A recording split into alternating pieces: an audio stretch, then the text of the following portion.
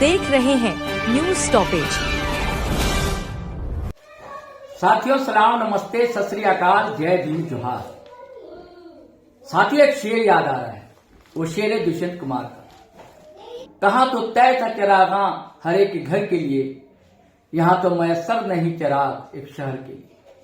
दोस्तों बात शहर की है और शहर के सरकार की है। फिर सरकारी पेट फंस गया और शहर की सरकार बनते बनते थम गई। ये शहर की सरकार क्या होती है दोस्तों, ये बताएंगे। निकाय चुनाव की बात है। झारखंड में निकाय चुनाव फिलहाल तो टल गया है, यानी कि बड़ी सरकार बनेगी। एक बहुत बड़ी सरकार बनी, अब एक छोटी सरकार स्टेट वाली वो बनेगी। उसके बाद फिर शहर की चिंता की जाएगी। जबकि शहर की चिंता करना जरूरी है, क्योंकि शहर का जो निकाय चुनाव होता है, जो निकाय का गठन होता है, जगह कहीं निगम है, कहीं नगर पालिका है, इसका सीधा कनेक्शन जो होता है दोस्तों हर एक घर से होता है। पानी से होता है, सड़क से होता है, गंदगी से होता है, और कई योजनाएं होती हैं स्टेट गवर्नमेंट की, सेंट्रल गवर्नमेंट की। उसका परिपालन कैसे होना, धरातल पर कैसे उतरना। लेकिन ये पेज कैसे फंसा और क्यों फंसा, इन सब के मामले में हमारे साथ हैं, जो हमेशा साथ रहते हैं, सरफराज कुरैशी, नौजवान पत्रकार, और अच्छी पकड़ है, झारखंड पर तो ही है, और निगम के मामले को लेकर भी और शहरी एडमिनिस्ट्रेशन को लेकर भी इन्होंने बरसों तक रिपोर्टिंग की है, गहरी समझ रखते हैं। तो मैं चाहता हूं साथियों कि ये भूमिका लंबी ना हो, हम सीधे भाई सरफराज बैठे ही साथ में इनसे जानना चाहेंगे कि पूरा डिटेल्स कहानी। आपने हालांकि हम लोग के चैनल पर, इनका चैनल न्यूज स्टॉपेज और हमारा जीटी रोड लाइव, इस पर आपने पहला भी वीडियो कभी देखा हो निकाय चुनाव पर। लेकिन तब संभावना ऐसी थी कि चुनाव होने जा रहे हैं, लेकिन सारी कल्पनाएं धरी की धरी रह गई, सारी खबरें औंधे मुंह गिर गई। और अब खबर यह है दोस्तों कि चुनाव फिलहाल टल गया है। तो सरफराज मामला क्या है? देखिए शहरोज भाई, ऐसा है कि झारखंड में विधानसभा के बाद नगर निकाय का चुनाव अब होने की स्थिति दिख रही है। पहले ये उम्मीद थी कि झारखंड में विधानसभा चुनाव से पहले ही नगर निकाय के चुनाव हो जाएंगे जी। दरअसल झारखंड में जो चुनाव का पेच है ये मई 2020 से फंस रहा है जी। और इसके फंसने के पीछे भी रीजन ये है जी कि झारखंड में ट्रिपल टेस्ट होना है ओबीसी के आरक्षण के लिए जी। सीटों का चयन होना है कि किस सीटों पर ओबीसी का आरक्षण होना है। तो ये ट्रिपल टेस्ट कराकर ही चुनाव कराने की तैयारी थी। इसको लेकर कोर्ट का आदेश भी था जी। और जैसे ही पिछला आयोग जो है, पिछला वर्ग आयोग का के पाले में गेंद सरकार ने डाली थी कि आप जो है ट्रिपल टेस्ट करा करके मुझे दीजिए, मैं चुनाव करा दूंगा जी। और मजेदार बात तो ये है कि 2023 में चुनाव को लेकर अभी तो ये ट्रिपल टेस्ट के लिए जो आयोग को दिया गया, उससे पहले ही राज्य निर्वाचन आयोग ने रोस्टर भी जारी कर दिया था चुनाव का। अच्छा। 2023 में। अच्छा।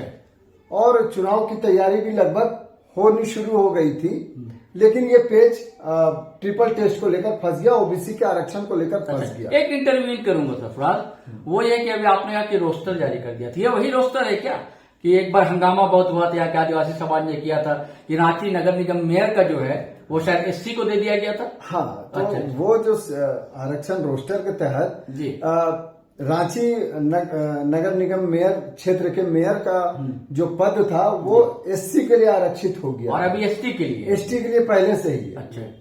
तो एसटी के लिए आरक्षित था और एससी के लिए हो गया था। तो इसको लेकर तमाम आदिवासी संगठन जो है वो सड़क पर उतर गए थे, जिसके बाद ट्राइबल एडवाइजरी कमेटी के पास ये मामला गया था और उन्होंने इससे आरक्षण को रद्द कर दिया था। एससी के लिए जो आरक्षित किया गया था, रोस्टर जो बना था, उसको रद्द कर दिया था।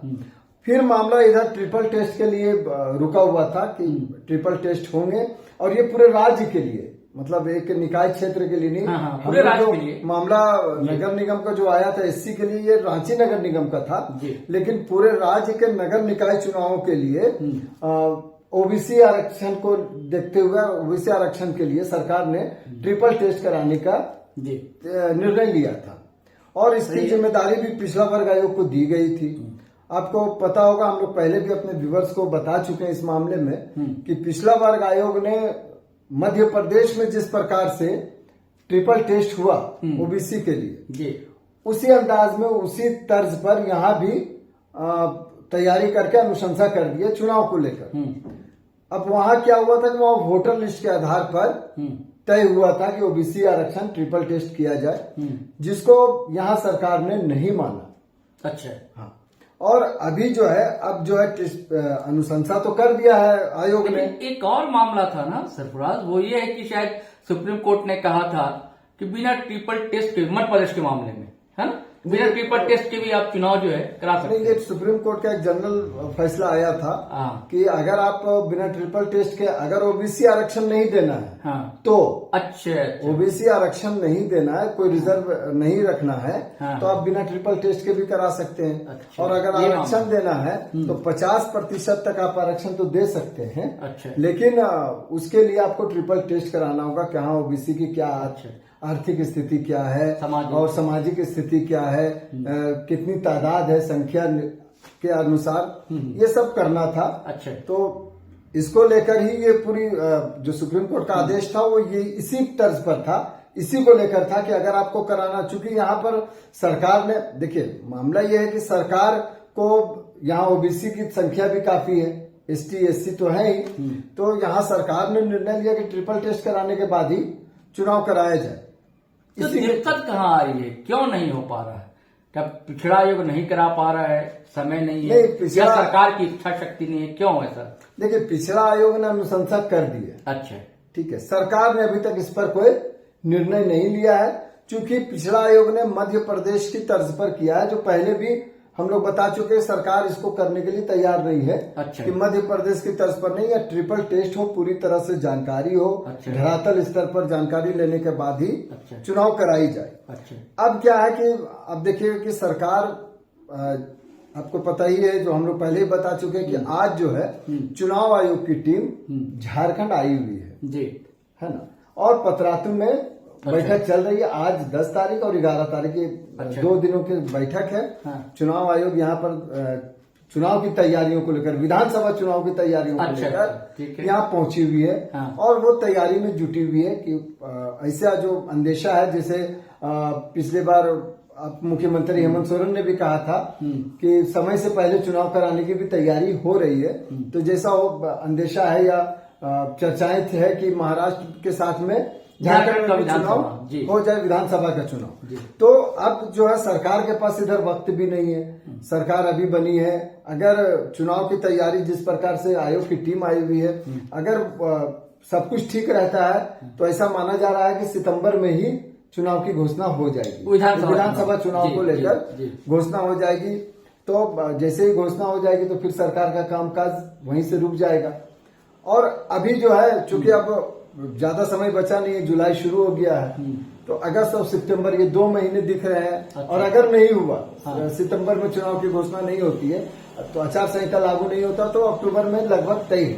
मतलब यानी कि मामला ये है सरफराज कि विधानसभा चुनाव के कारण जी है ना जी, क्योंकि फिर आचार संहिता लागू हो जाएगा और भी कई तरह की प्रशासनिक दिक्कतें होंगी, है ना, इस कारण से शायद इसे टाला गया है। हाँ, नहीं अभी टाला नहीं गया है, लेकिन ये टलना तय है। अच्छा, टाला इसलिए नहीं किया कि सरकार ने अभी तक कोई निर्णय ही नहीं लिया।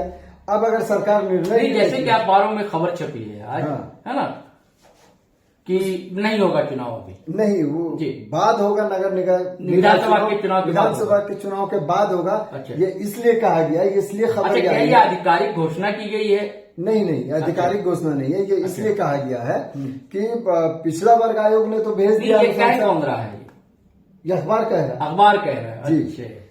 वजह है इसके पीछे भी कोई अखबार किसी का हवाला दिया है, किसी अधिकारी का, किसी नेता का? नहीं, अधिकारी का नहीं, लेकिन क्योंकि बहुत सारी चीजें वो दिखती है सामने। अच्छा। पत्रकारिता में ये सब तो समझ में आ जाता है कि हमारे व्यूवर्स के लिए वो साफ करना जरूरी है तस्वीर। वो नहीं है। देखिए आज आपको पता है कि भास्कर ने भी इस मामले पर एक खबर छापी है। अच्छा, ठीक है, कि ट्रिपल टेस्ट कराने की अनुशंसा 2 जुलाई को ही आपका पिछड़ा वर्ग आयोग कर चुका है इस मामले पर। ठीक है, लेकिन अब ये जो है निकाय चुनाव कब होगा नहीं होगा, ये अभी तक स्पष्ट नहीं हो पा रहा है। पिछड़ा वर्ग आयोग ने सिर्फ अनुशंसा की है कि हम करेंगे, यही ना? नहीं, पिछला वर्ग ने ये अनुशंसा किया है जी कि ये ट्रिपल टेस्ट हमने कर दिया। अच्छा, कर दिया है और अब आप चुनाव करा सकते हैं। अच्छा। उन्होंने अपनी रिपोर्ट दे दी होगी कि किस सीट के लिए ओबीसी रिजर्व हो सकता है, अच्छा। किस निकाय, यानी कि उनका सर्वे आ गया है, रिपोर्ट उन्होंने सरकार को सौंप दी है। लेकिन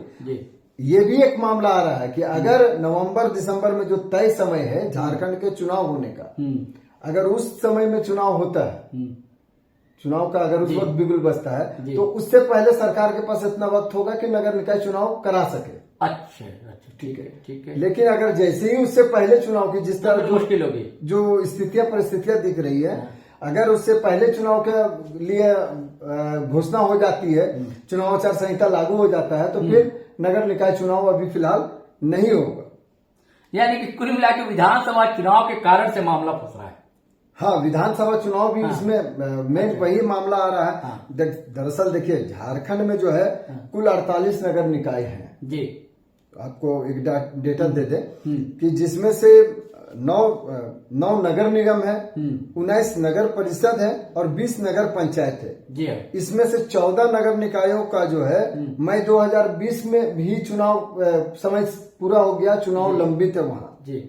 इसके अलावा जो 34 नगर निकाय हैं उनका भी अप्रैल 2023 में पूरा हो गया है समय।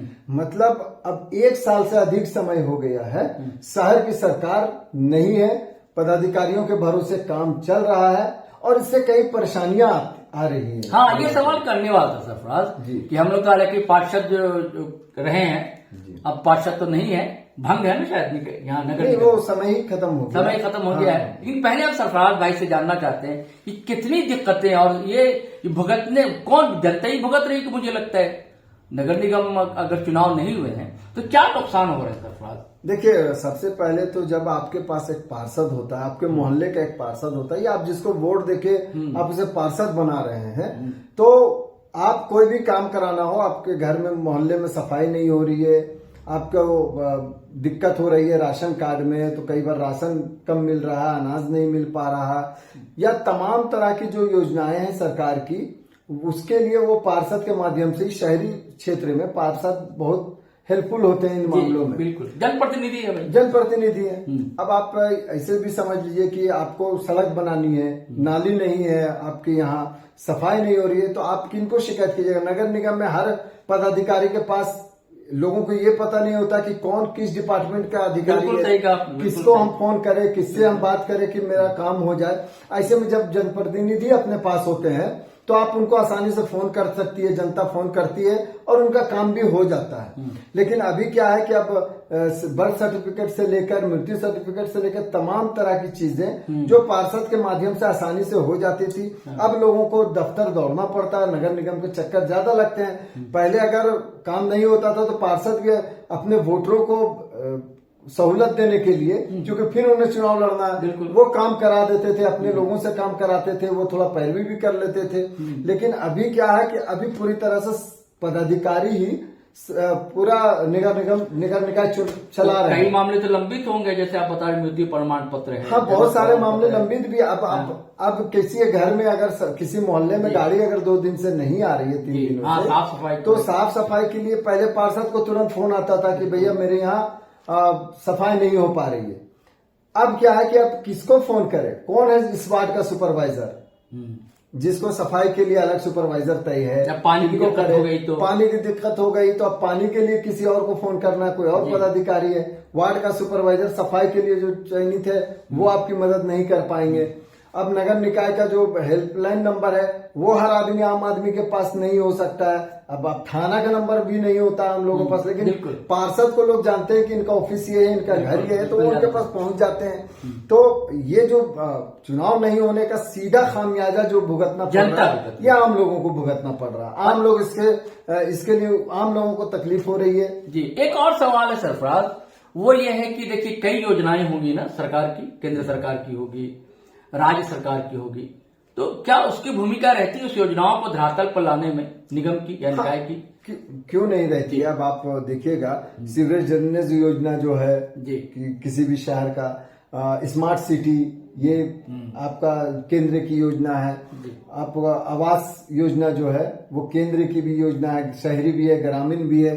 तो इन योजनाओं को धरातल पर उतारने के लिए अगर ग्रामीण क्षेत्र की बात करें तो आपका वो नगर परिषद हो जाता है, वो ग्रामीण क्षेत्र, ग्रामीण विभाग में वो अलग हो जाती है योजना। और शहरी क्षेत्र के लिए नगर निगम जो है, नगर निकाय जो है, नगर पंचायत जो है, ये शहरी क्षेत्र में आवास योजना को धरातल पर उतारती है, उसकी मॉनिटरिंग करती है, देखती है। तो जाहिर सी बात है कि अब इन योजनाओं के लिए भी आम लोग क्या होता था, पहले पार्षद के माध्यम से ऑनलाइन ही होता है अप्लाई, लेकिन पार्षद इसमें बहुत अहम रोल निभा देते थे। उनको पता होता था किनको दिलाना है, कैसे दिलाना है। और अभी जो है वो दिक्कतें ये भी है कि जो केंद्र की योजनाएं, हालांकि पदाधिकारी चला रहे हैं, तो ऐसा नहीं कि पूरी तरह से नगर निगम ठप है, नगर निकाय तो चल रहा है, लेकिन आम लोगों की परेशानियां इसलिए बढ़ गई है कि जो काम के लिए पहले घर बैठे काम होता था, अब वो काम के लिए उन्हें दफ्तर दौड़ना चल तो रहा है कि वो मंथर गति से धीरे धीरे चल रहा है। हाँ, एक जनप्रतिनिधि का होना। अब आप समझ लीजिए कि एक विधानसभा में सरकार का चलना, एक राज्य में सरकार का चलना और एक राष्ट्रपति शासन के माध्यम से चलना, दोनों में बहुत फर्क हो जाता है। ठीक उसी तरह से अब सरकार तो, नगर निकाय तो चल रही है, लेकिन शहर की सरकार नहीं है। इसका खामियाजा तो आम लोग भुगत रहे हैं। तो साथियों, सुना आपने कितनी दिक्कतें हो रही हैं, किसे हो रही है? जनता को हो रही है। सरकार किसकी होती है? कहा जाता है जनता की सरकार। आज सरकार है ही नहीं। ठीक है, बड़ी सरकार बन जा रही है, स्टेट की छोटी सरकार भी बन जाएगी, लेकिन जो सबसे ज्यादा जरूरत है जिसकी, निकाय चुनाव, निकाय के गठन की, वो अब तक लंबित है दोस्तों। ठीक है कि आधिकारिक तौर पर घोषणा नहीं की गई है, लेकिन मामला तो फंस गया है। और क्यों फंसा हुआ? वही अपनी सरकार बनाने के चक्कर में, यानी कि विधानसभा का चुनाव। अब विधानसभा का चुनाव के वजह कर दरअसल ये मामला सारा फंसा हुआ। जैसा भाई सरफराज ने बताया कि भाई पिछड़ा आयोग ने तो भाई अनुशंसा भी कर दी है, उन्होंने रिपोर्ट भी सौंप दी है, लेकिन सरकार परेशान है कि अगर भाई पहले चुनाव हो जाएगा तो इस समय तो मिलेगा नहीं। तो चलिए साथियों, आज इजाजत दीजिए, इतने ही। फिर नए सब्जेक्ट के साथ हम आपके बीच हाजिर होंगे। लेकिन दोस्तों, फिर आग्रह है, गुजारिश है आप लोगों से कि हम लोग का चैनल जो है सब्सक्राइब कर लीजिए दोनों का, और हमारा जीटी रोड लाइव, भाई सरफराज का न्यूज स्टॉपेज। और साथियों, शेयर क्या कीजिए, अच्छा लगता है वीडियो शेयर करते हैं आप तो हिम्मत मिलती है।